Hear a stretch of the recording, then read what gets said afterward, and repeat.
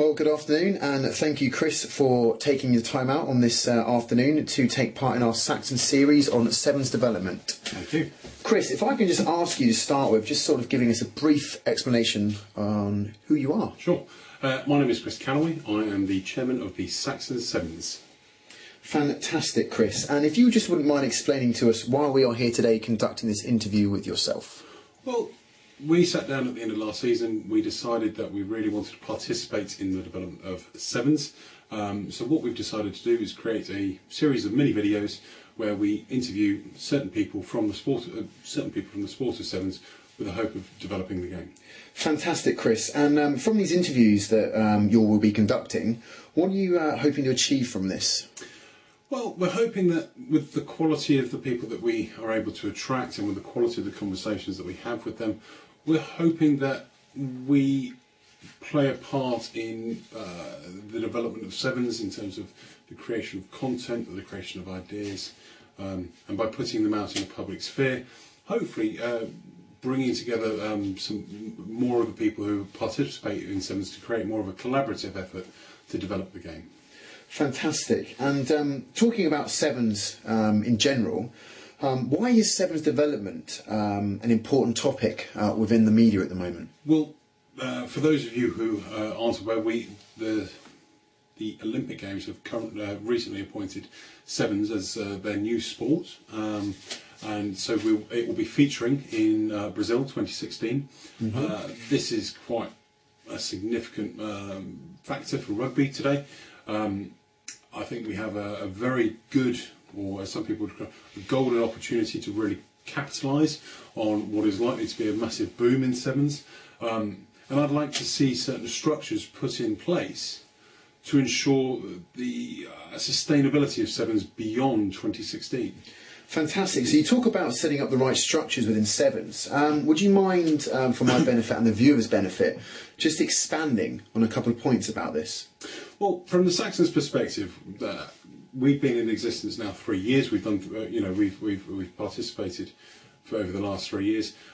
We sat down at the end of the season. We've had a very successful season from our perspective. We sat down at the end of the season and decided that we wanted to really push our club forward. Now, what we found was when we were looking for how we could go about doing it, there would seem to be a real lack of information in terms of how you can develop a club, and from our perspective, we kind of got lucky with the we got lucky that we were able to have a conversation with an RFU development officer who helped us go in a particular direction.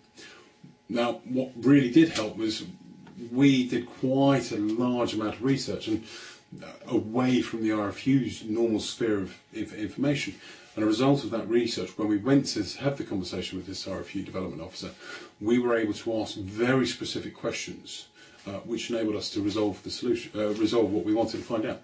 Okay, and so by conducting this research, what has that done? What has it done for you as a club within the approach of the Surrey RFU, for instance? Well, what we've actually done is the development officer introduced us to Surrey RFU. We have, as a result of our conversations, become an affiliated member of Surrey RFU. What that does is it means we're an officially recognised rugby football club within the RFU's eyes. And as a result of that, it's enabled us to really move the club forward. Fantastic. And so, becoming a member of the RFU, can you explain to us why you wanted to do this and what it's done sort of for you? Well, for us, it played a large part in how we wanted to take the club forward. We spent a lot of time looking at various different things that we felt we needed to do to develop the team to have a sustainable future. And one of those things was when we looked at, for example, the amount of overseas tours we do. Next year we've got five men's tours, one women's tours going overseas. We looked at the type of people that we were attracting. We became very aware that we've had 1 or 2 18-year-olds who've come on tour with us.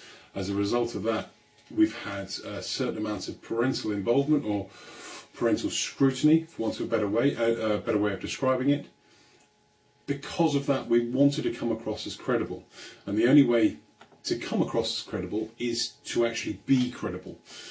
So becoming a proper RFC that's recognised by the RFU was one part of what we were aiming to do. Fantastic. Now, with most things, obviously, financial backing is important. Can you just sort of talk to us about how you've been able to be putting forward in front of these people and how you are backing the Saxons? Well, when you talk about Sevens and finances within Sevens, almost every team has some form of golden investor, and you know, the Saxons over the last 3 years, you know, I have put my hand in my own pocket more than most. It's definitely a team that I've funded. In terms of becoming an RFC and how we wanted to progress forward, again, we're talking about the credibility of our club and how it's perceived. We felt, or I felt very strongly, that I needed to divorce myself financially from the club. Up until now, the club had been, all the finances that had gone into the club had actually gone through my own personal accounts. And I felt that very strongly that we needed to actually create a very clear financial identity for the club.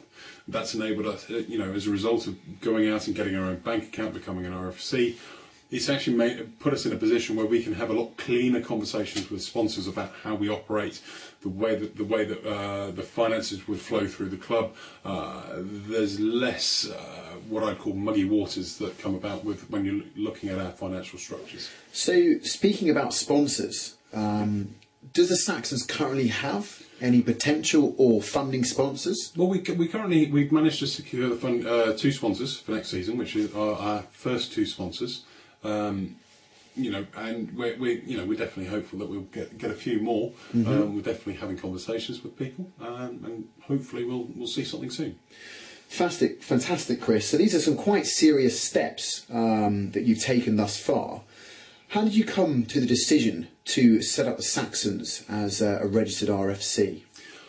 Well, this goes back to when we were doing our research about how we were going to develop our club. And we call it a club now. We were a team, but because we're an RFC, we're now officially a club.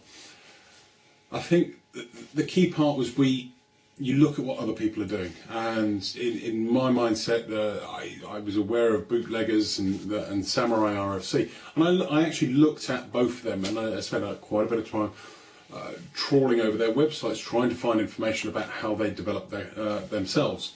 And one of the things that I found in both clubs, that they were both officially registered RFCs, or affiliated clubs. Okay. That enabled me, when I did a bit more research about what it meant to be an affiliated club, that took us, when we had our meeting with the development officer, I knew exactly what I wanted to talk to him about. I knew that I wanted to ask questions about the suitability of becoming an affiliated club for a Sevens team.